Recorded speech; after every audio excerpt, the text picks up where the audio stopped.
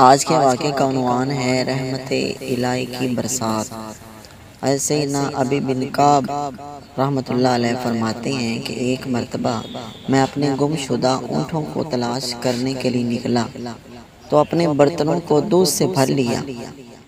پھر میں نے دل میں کہا یہ میں نے اچھا نہیں کیا، سارے برتن دودھ سے بھر لیے لیکن وضو کے لیے پانی وغیرہ بھرا ہی نہیں، میرا یہ عمل غیر منصفانہ ہے۔ اس خیال کے آتے ہی میں نے برتنوں کو دودھ سے خالی کیا اور پانی بھر لیا، پھر اونٹوں کی تلاش میں چل دیا۔ میرے پاک پروردگار نے ایسا کرم فرمایا کہ جو برتن وضو کے لیے بھرے تھے ان میں تو پانی ہی رہا، لیکن جو پینے کے لیے بھرے تھے وہ سب دودھ میں تبدیل ہو گئے۔ اللہ اکبر۔ اور میں 3 دن اونٹوں کی تلاش میں رہا اور تینوں دن مجھ پر اسی طرح اللہ تعالیٰ کی رحمت کی برسات ہوتی رہی۔ پھر میں دریا کی طرف گیا تو ایک آواز سنائی دی، اے ابو کعب، بھنا ہوا گوشت چاہیے یا دودھ ہی بہتر ہے؟ بے شک وہی پاک پروردگار بھوک پیاس سے نجات دینے والا ہے۔ پھر میں اپنی قوم کی طرف آیا اور انہیں یہ واقعہ بتایا تو قبیلہ بنو کنانہ کے سردار علی بن حارث نے کہا، میرا خیال ہے کہ جو کچھ تو کہہ رہا ہے یہ بس کہنے کی حد تک ہے، اس میں کوئی سچائی نہیں، یہ تو اپنے پاس سے کہہ رہا ہے۔ تو آگے سے ابو کعب نے کہا کہ اللہ حقیقت حال کو بہتر جانتا ہے۔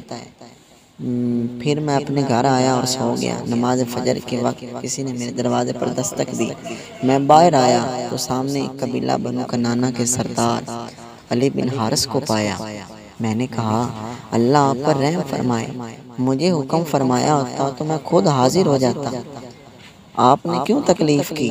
کہا، میں اس بات کا زیادہ حقدار ہوں کہ تمہارے پاس چل کر آؤں۔ سنو، آج رات جب میں سویا تو کسی نے میرے خواب میں آ کر کہا، تو وہی ہے نا جس نے اس شخص کی تکذیب کی، اس کو جھٹلایا جو اللہ کی نعمتوں اور عطاؤں کا تذکرہ کرتا ہے۔ میں نے توبہ کی اللہ تعالیٰ کی بارگاہ میں کہ میں آئندہ کبھی بھی اللہ کی عطاؤں اور نعمتوں کا ذکر کرنے والے کی باتوں میں شک نہیں کروں گا۔